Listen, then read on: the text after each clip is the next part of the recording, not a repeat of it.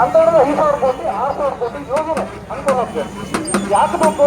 ಒಂದು 400 ಕೋಟಿ ಯೋಜನೆ ಮಾಡಿ ಒಂದು ಸೂಪರ್ ಸ್ಪೆಷಾಲಿಟಿ ಆಸ್ಪತ್ರೆ ನಿರ್ಮಾಣ ಮಾಡಿ ಎಲ್ಲರಿಗೂ ಆರೋಗ್ಯ ನಿರ್ಮಾಣ ಆಗ್ತದೆ, ಎಲ್ಲರಿಗೂ ಸಿಗ್ತದೆ. ಮಂಗಳೂರು ಹೋಗ್ಬೇಕು, ಗೋವಾ ರಾಜ್ಯಕ್ಕೆ ಇನ್ನೊಂದು ರಾಜ್ಯ ಹೊರ ರಾಜ್ಯ ಗೋವಾಕ್ಕೆ ಹೋಗ್ಬೇಕು, ಅಲ್ಲಿ ಬದುಕ್ತಿಲ್ಲ ಸಾಧ್ಯ ಗೊತ್ತಿಲ್ಲ, ಇದನ್ನು ಬರ್ಕೊಡ್ತಾರೆ ಗ್ಯಾರಂಟಿ ಇಲ್ಲ ಅಂತ.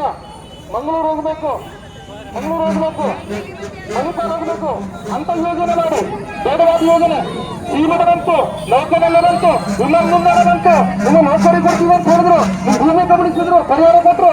ಯಾರಿಗೆ ಕೊಟ್ಟರು ನೌಕರಿ?